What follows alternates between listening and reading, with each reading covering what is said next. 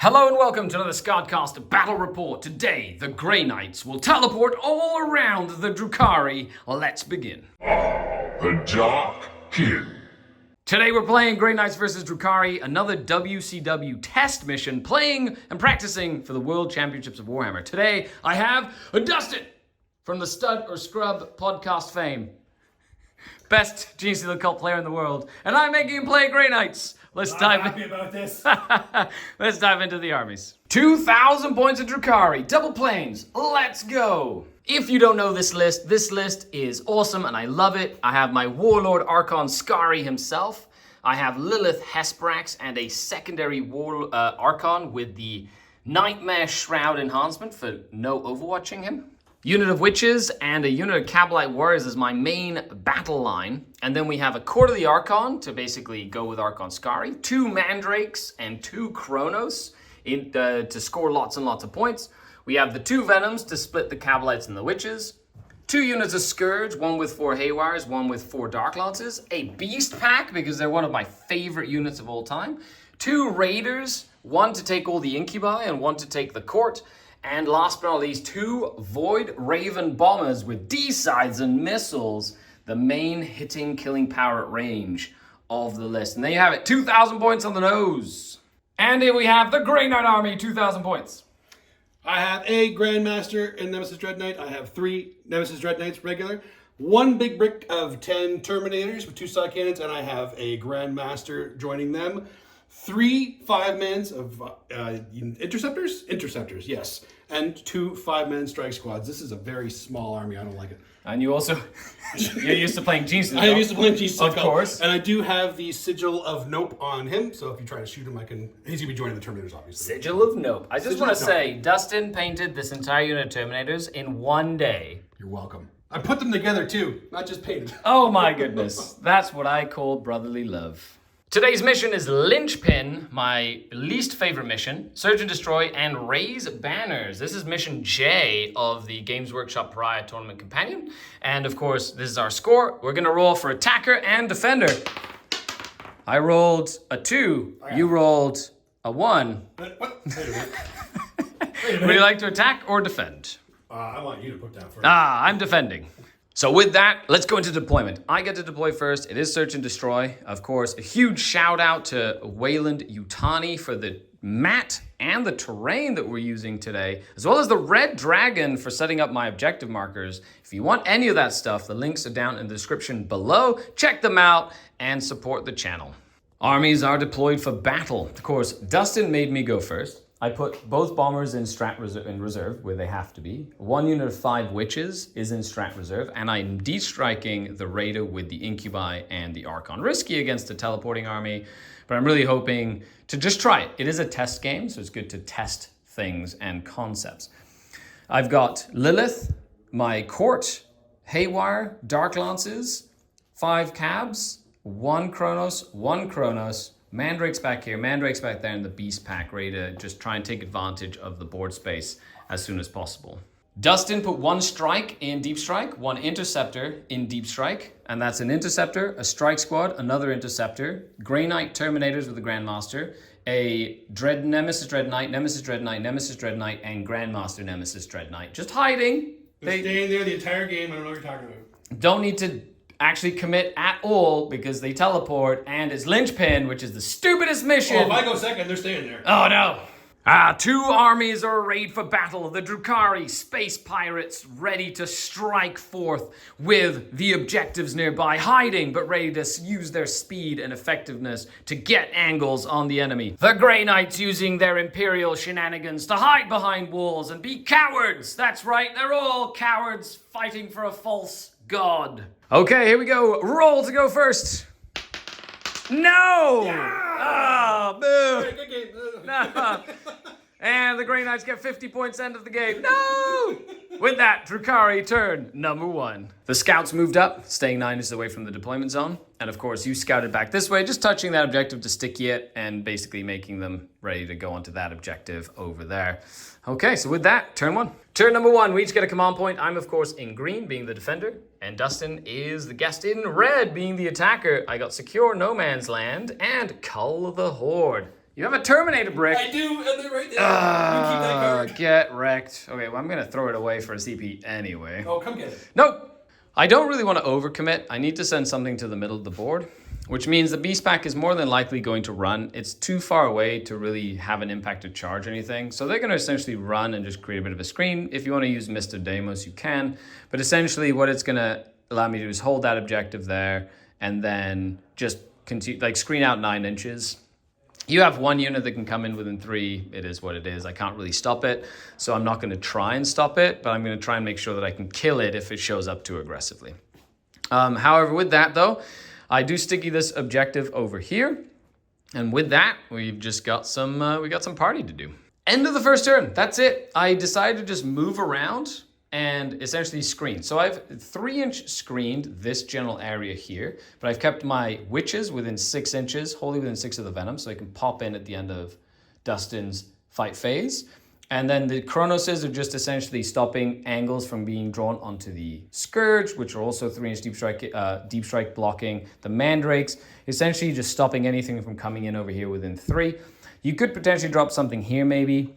You could potentially drop something back here if you wanted to, but then just shooting like Mandrakes doesn't really change anything. My court did advance up into that mid area there, and then the Beast Pack did advance to just push the screen up ever so slightly. I will be getting my secondaries, and I'm going to get rid of Cull the Horde because screw that. So I'll get 5 points for Secure No Man's Land, and I will Cull the Horde discard for a CP, giving me 2 CP as we move into battle round number 1. Bottom for the Grey Knights. We're going to draw the cards. I'm not oh, you have to... Things are getting dropped. Okay, you're going to pull stuff, and then we'll do that. So you've pulled the Terminators, a Grandmaster, and a regular Dread Knight. Okay, and then we go on to your cards. Sabotage. Okay, press buttons. And overwhelming force. Kill stuff on objectives. All right, no, I gave you It's points. 3 points. Oh, that makes me sad. I get a CP, you get a CP. And with that, we go into your turn. But I'm very curious to see what you do, Dustin, as it is linchpin, so you don't have to get aggressive like at all. Also, quickly forgot to note, the witches are on that objective. The Kabbalites have disembarked on that objective, so I will be getting 2 banners put up for my secondary score. And this row is secondary, so we've got primary, secondary, and battle ready for both of us. I didn't do too much. I got sabotage, so Terminator coming down, sitting on that objective, sabotaging the hell out of that terrain piece. Got a little angle with this Dread Knight here in the Beast Pack, and some interceptors here that are just going to take some pot shots and then get out of dodge, because... Shoot and scoot. Shoot and scoot. That makes sense to me. And then, of course, the Grandmaster stayed back, and that guy stayed back, ready to threaten the middle of the board. There's no reason for me to come back here. You have more than enough OC to keep me from taking it off of you, and there's no reason for me to come in just to try and kill a Rainer and maybe Mandrakes with my expensive units when I have bottom turn, so I'm not doing that. End of the turn. You did shoot a lot. You spent the CP to be able to advance the Inceptors and shoot, and then 1 Claude Fiend survived. Yeah, that is 3 points. It's annoying. Hooray! I'm not overcommitting. I'm not doing it. That's right. You're just hiding. My Claude Fiend is very happy. If I get an additional point, like bring it behind enemy lines or establish locus, that's where my CP is going for the Autobots morale. I'll tell you that right now. Okay, and then you can overwatch him with a flamer, and he's going to die, and it'll be very fun. I don't know what you're talking about. So you do not get overwhelming force. You've started your sabotage. Yep. Are you getting rid of overwhelming force? Of course you are. You will be getting a CP, going up to 2 CPs. You do have 1 banner that got posted. I do. Like that. And with that, we go on to battle round number 2. My Mandrakes will be uppy downying. I'm not going to move them just in case I put them in the exact same spot.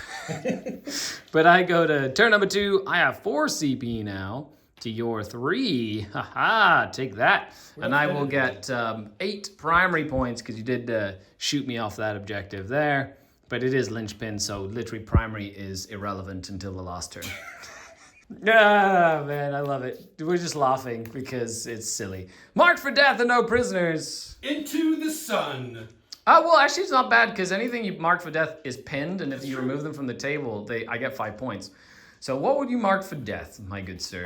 Definitely the Terminators. Yep, they have to stay on the board for sabotage anyway. Yep. I have to think about the rest of them, though. Terminators, Dread Knight, Grandmaster. Yep. These 3. Very hard for me to get to. It's probably going to turn into a CP. Unless, I don't know, you decide to pull them for some reason. So the plan for this turn, I'm probably going to commit the court to just go and potentially kill some stuff up here. I do owe you a Battle Shock over there because I don't need to use him for anything. I'm probably just going to take the Battle Shock test and then move him back here to just screen out that little area of the board. I did sticky that's subjective. That's subjective. These witches are in that venom. Those Cablites are now in that venom as well because that would have been in Dustin's turn, which is the bounce in and out of venoms strategy. And then I've got 2 Void Raven Bombers to show up. Probably going to put 1 Void Raven Bomber around that area there to try and nuke some strikes. And then the other Void Raven Bomber might try and start taking out one of these Dreadknights. We'll see what happens with that. But that's like the plan. I don't want to overcommit, but at the same time, if I don't get aggressive, Dustin has last turn and you can score like 51 points. Yep. Like in the last round. You can literally not play the game on linchpin and just score all your points at the end. And he's so fast that if I do not do something about it, he has all the cards in his hand, which does mean shit's gonna get real. End of the movement phase. I use my bombers to basically arrive there so I can see shoot the strikes. My Claude Fiend moved back. The court just moved around in the Raider. So the way this works is when you disembark, you don't count as making a normal move for any reactionary strats. So being able to move, disembark, and then charge pins the Grey Knights into this spot, and they can't use Mist of Deimos against that, as long as the Raider stays outside of 9. So I've been able to get that in there to get a nice 6-inch charge on the Inceptors, but then I've got most of my guns onto the Grandmaster, on the Dreadknight over there, as well as these Dark Lances over here.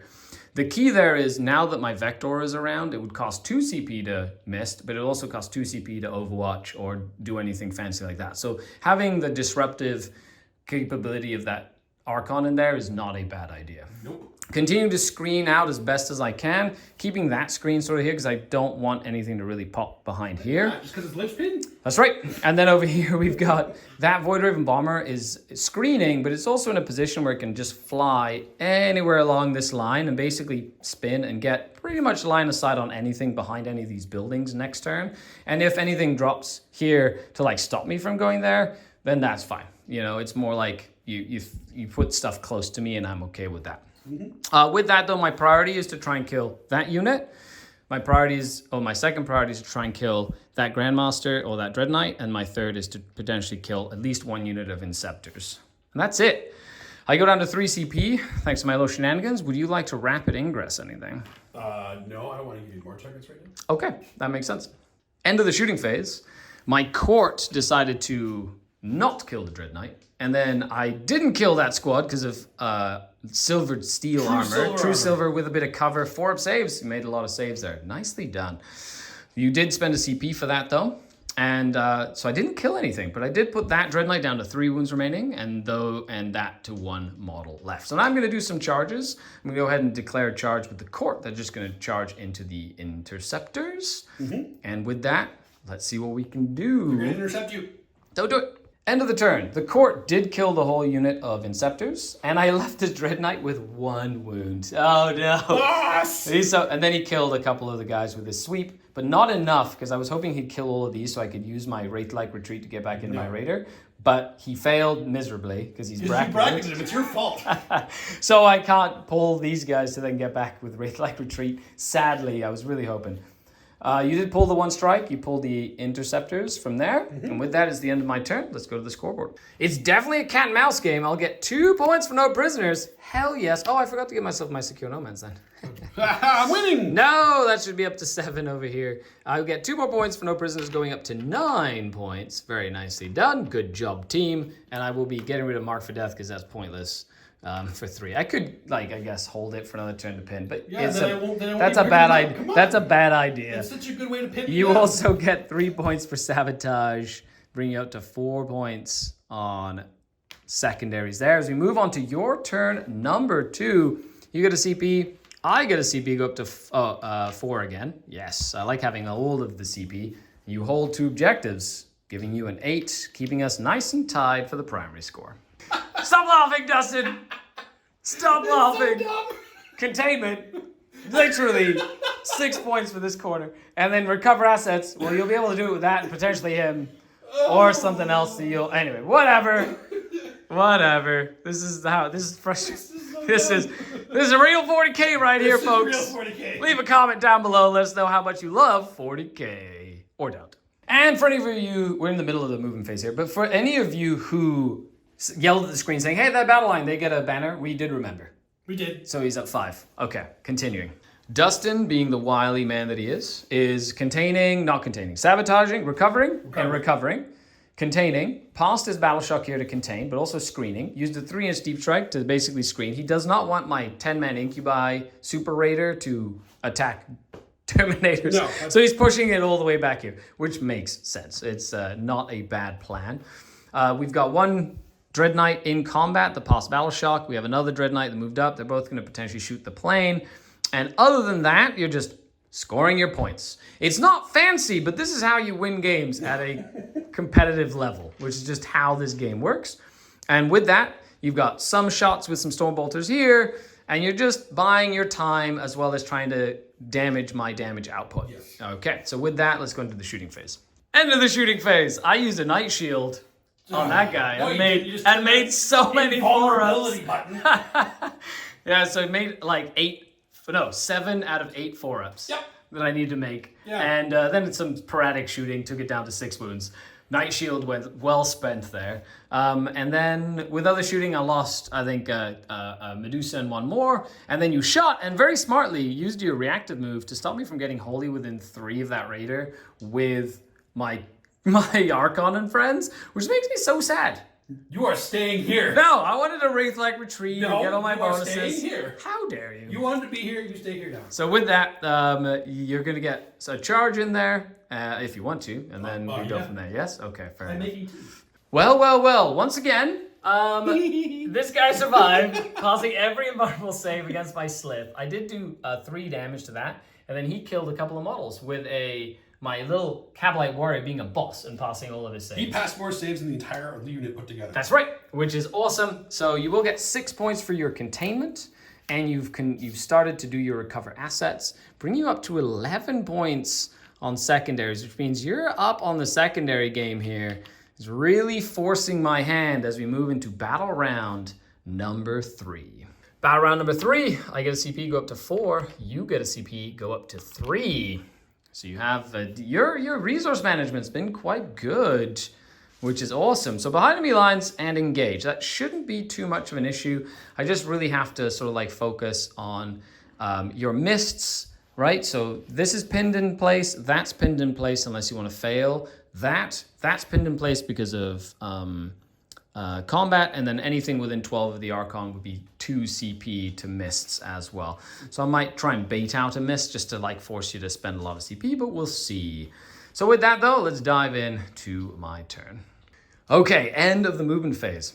So the order of operations here was very important. I did spend a CP to auto pass morale because that gives me behind enemy lines and an engage if my Archon stays alive, which is important. I did spend a CP to get the Venom around with a rotate that's 12 inches. Lilith got out. It's going to be a 6-inch charge into those Inceptors, but I didn't want them to move.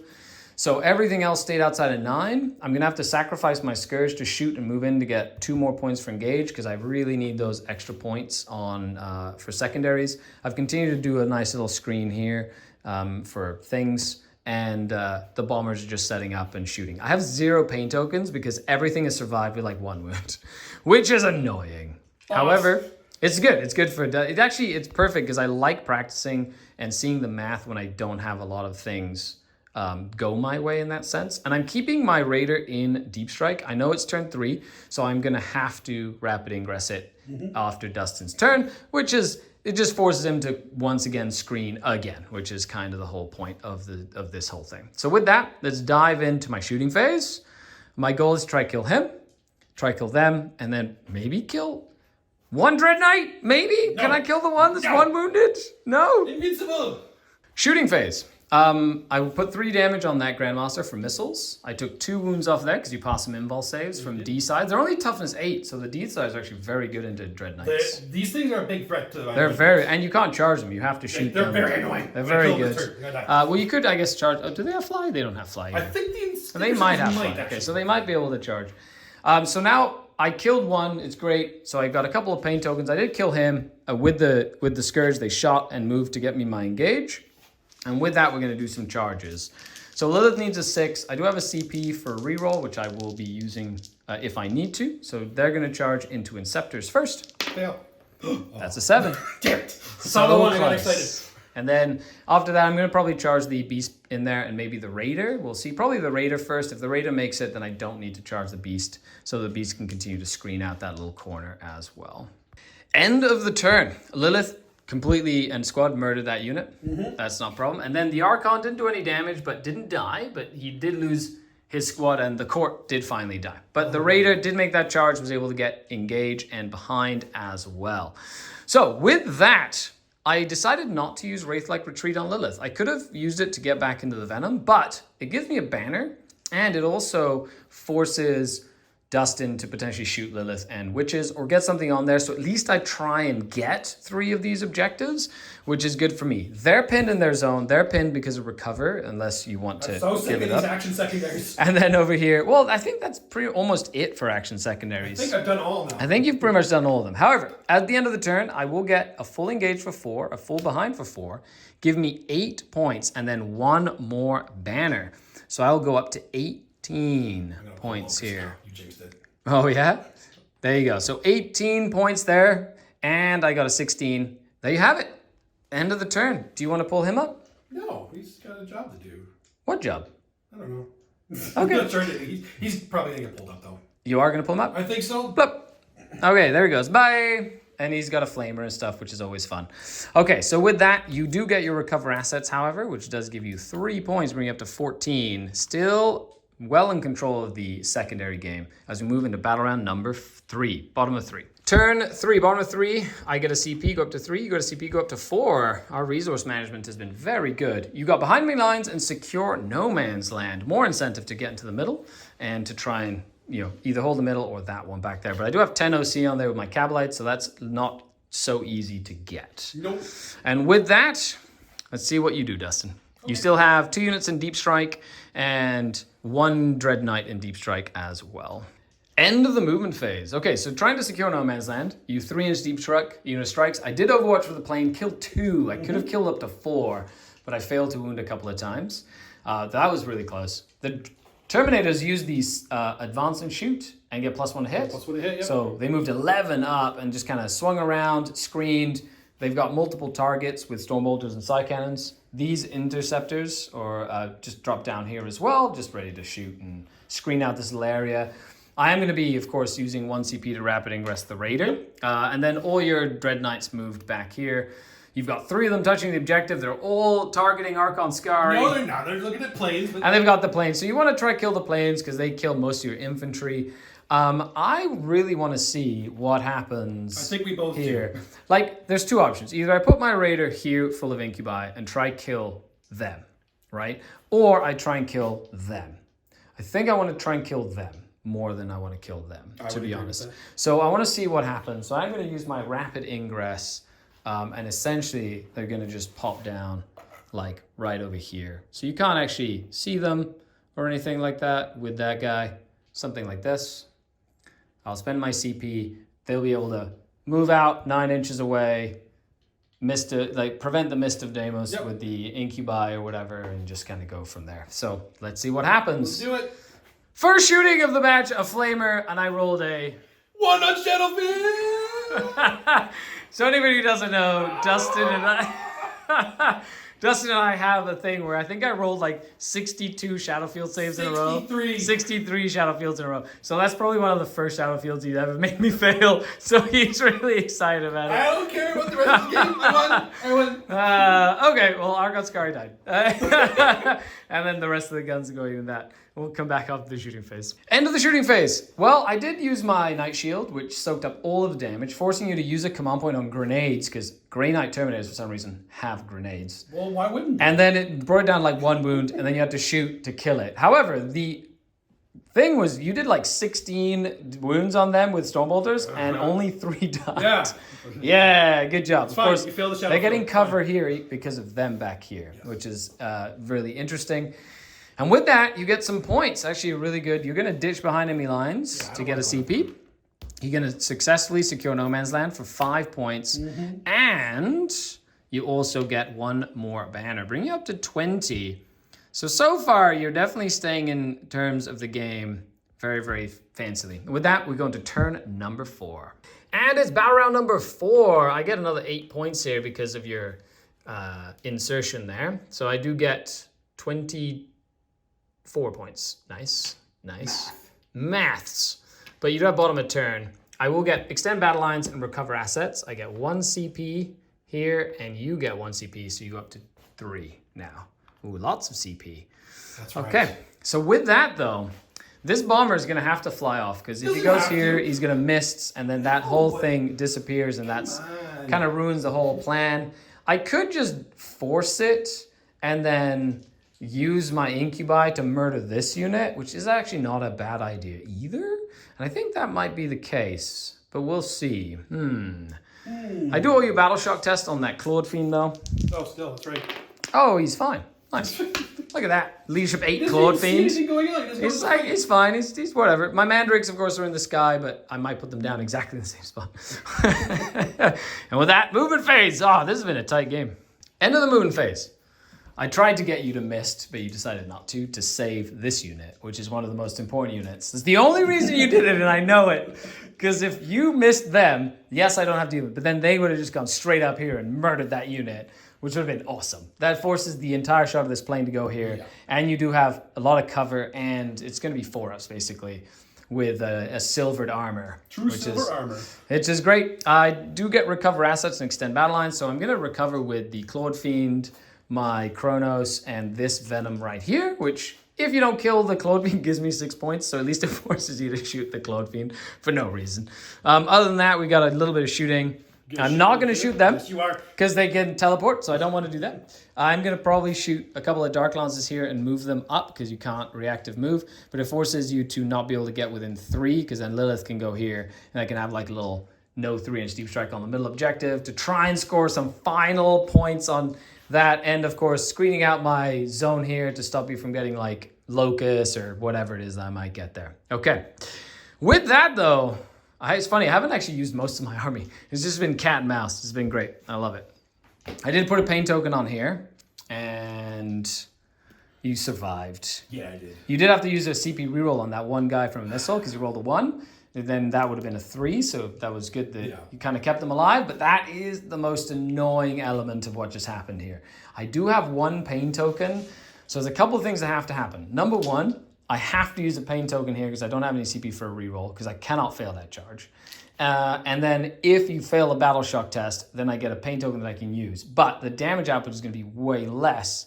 Ideally, I probably shouldn't have used a pain token on him, and I should have just gone for it. But it is what it is. We're learning. So let's do some charges. I will be... a pain token here. Oh, I do have a 4-up reroll. Do I get one for the fight phase thanks to my Kronos? Huh? Yes. Thank goodness. Good job. And of course, the 6-inch charge here. Oh, with a 10. They will make it. Nicely done. End of the turn. Well, I did kill 5 of the Terminators. Dustin did make a decent amount of 4-ups. If not, I might have killed maybe 2 more. 2 more, so... but then you killed 9 of my Incubi. So, all in all, in retrospect, I should have probably just ignored them and just gone for the Dread Knight kills, which I think would have just been better, and it gives me, in this mission, linchpin. But I wanted to test that out. We wanted to see. I wanted to see what happens. That's the whole point of playing test games. Now I kind of understand like the math and kind of how it feels, and it's definitely not something that I'm on the winning end of, especially late in the game. So for next time, I know. So you did pick up the strikes. You did pick up your Grandmaster. Lilith failed to kill the 2 here because she doesn't have a pain token, so no extra AP for her there. And with that, let's go to the scoreboard. I do get extend battle lines for 5, which is quite nice. I'm okay with this, going up to 23, but still just keeping it really too close, really, at the end of the day. And then I've started my recover assets. As we go into your turn, where you'll get another 24 here, basically keeping it tied, but that's not good enough when you're playing Linchpin. Engage and storm hostile objective for your secondaries. Not something that is going to be hard for you to do. You get a CP, I get a CP, as we move into battle round 4 for the Grey Knights. And with that, end of the movement phase. You just moved up over here. You deep strike them to try and bait my Overwatch. I decided not to. He's advanced up. He's got a variety of different targets. He passed his battle shock, has moved on to the objective. You need to clear both. You need to clear the 2 Scourge, or at least 1 Scourge to tie it, but you need to actually kill the 2 Scourge to get that done.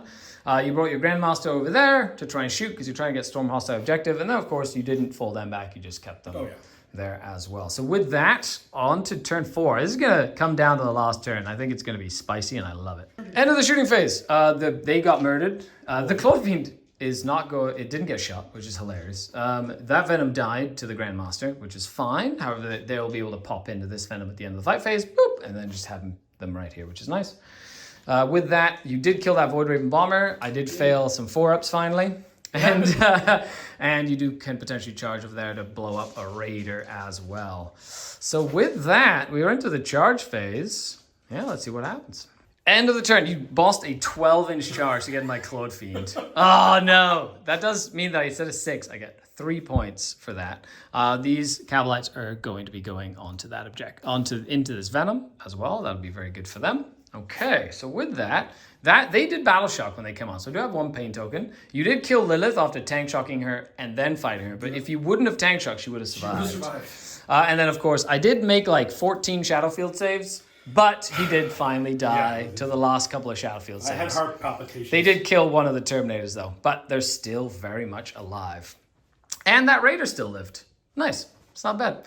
Awesome. So with that, end of the turn. At the end of the turn, I will get my recover assets, bringing me up to 26 points. Nice.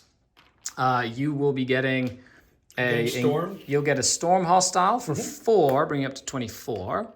And you're getting rid of your Engage because you made that charge, giving you a CP. As we move to the final turn, I get a CP. Turn number 5. It's going to come down to the last turn, which is kind of what Dustin was literally playing for. Yeah. My cards being Overwhelming Force. Oh, son of a... That's not bad, actually. And Storm Hostile Objective. Okay. I'm not worried. I'm okay with this. You know what? That's 8 points. No, that's 9 points that I could potentially get. Good points. That's actually very good points for the end of the turn there. That's not bad. Okay, so with that, let's see what we can do. End of the movement phase. Okay, so I moved my Venom up, got the guys out. You did Overwatch me, which then allowed me to bring in my Haywire to try and deal some damage here. I've, of course, disallowed the Mists again, and only 3 of them died to the Flamer, so 1's live, which is really good for the Storm Hostile objective. I basically need to kill this, and I need to kill that as well. The Mandrakes have moved up to stop you from advancing onto that objective, and they've got some guns. This other unit of Mandrakes is ready to shoot as well, and I've got some generic guns here that can shoot. I tried to bait you to Mist by putting there, but by putting that Raider there, it pins him down or forces them to potentially go and try kill it and or do something there. And then over here, I tried to get you to Mists over here, but if you did, then it would have made it harder for you to hold that objective as well. So pinning them, and now it comes down. What you're doing. Yeah, it's, trying my best. I think Dustin has this by like 3 points because if he just holds 1 more objective in No Man's Land, in retrospect, the Incubi going this way and killing 1 or 2 Dreadknights, I think would have been the play instead of the Terminators, and then taking the home objective to prevent the linchpin. I think that was the play, but it's good to do that in a test game instead of doing it in the middle of a tournament. Middle of the shooting phase. My entire unit, so I killed that little guy. I did some wounds to them, nothing too crazy. The biggest thing here is I've done 2 devastating anti-tank wounds on him. He's got 9 wounds remaining. I have 1 CP left. I'm going to reroll 1 of the Haywires to try and kill that Dreadknight. So using my reroll, 4+, no, I do not kill him, which is annoying. That's going to be some points that I'm leaving on the table, except for the fact that he has, so I'm going to have to potentially charge him. Oh man, this is just going to be annoying. Okay, end of the turn. I decided to shoot and scoot onto the objective to make sure I get my Storm Hostile, regardless of what happened. And then he busted 12-inch charge to tie the Dread Knight up. And so that's really good. And force a CP to true silver armor so that you wouldn't just randomly die to the Chronos. So with that, that's it. That's my turn 5. And we both have 0 command points. I will get only a 3 for Overwhelming Force and a 4 for Storm Hostile Objective, bringing me up to 33. So it's going to come down to those secondary pulls that you pull. Yeah. Are you pulling anything up? I don't think I want to. Yep, I don't think you want to No, either I because don't you want want to make sure they can auto pass. Yep. That does bring us to turn 5. You're going to draw your cards. I get a CP, you get a CP. And what are your cards? Let's see. Drum roll, please. Drum roll. Defend your stronghold. Okay. That's a free 3 points. And Marked for death. That's not. That's actually not the best. Would you like to... I guess I'll mark the witches. I'll mark this Kronos over here. And I'll mark this... This is the hard one. This is the hard one. It's which one do I want to kill? I'm going to mark this dude here. The Kronos? Yes. So are you going to keep marked? I have to look at points. It's 5 points. So you get 8 points there. Brings you up to 32. Without it, I've got 3. So Be 32 if you kill the Kronos. what's the Kronos OC? OC2. OC2. Correct. Okay, are you going to auto pass the battle shock there? You're going to roll. I need to auto pass this guy. Ooh, okay. That's So you're going to more spend the important. CP there Yep. to auto pass him for the 4 OC, and then you roll on their Roll on battle these shock. guys. Let's see what happens. They pass. Ah, boom. So you didn't matter. Nice. And then we go into the movement phase. You bring back a Terminator, and that's that there. End of the movement. So you brought a Terminator back. They moved up a little bit. Did you advance them? Yeah, they advanced. They advanced. Okay, so they cannot charge. They can't Nope. get onto that objective. I just wanted You're to just get more getting OC there. guns, getting... Yeah, well, you won't be able to get more OC on there right now because you already advanced, so they can't do anything. They can't charge, right? Oh, right. Oh, yeah, okay. So over here, we've got them over there. I'm going to spend a CP to Overwatch the Dread Knight, and that's why we do the TSN camera. Okay, you ready? I need 2 6s followed... No, 3 6s. 3 6s. Yeah, that's fine. I've done this before. I've seen it. I've seen it, and 6s. Oh, I got 2 6s. He's gonna move. Ah, no. 4s. Yeah, it takes 6 damage. Down 2, maybe Okay. 1. Oh, that's so close. And then, 1 shot from this guy. And that, at least I bracketed you, which is good. -1 to hit. That's a thing. That's okay. Other than that, that's all I got. Just a readjustment. They're moving this way because they need to shoot the Scourge. Okay, so with that, let's do some shooting. The Kronos did go down to some side cannon shooting. Sadly, did not survive. The Scourge did go down as well. He wasn't on the objective here. Nope. So you do have that objective because you auto pass morale. You do have that objective because there's no point. And you have this objective, 3 OC to my 2 OC. You did get marked for death, so we're going to count it up because you can't get any more points than this. Very, very close. Marked for death and defend. That's 8 points at the end of the game. Bring up to 32 points in total. We both used all of our command points as well.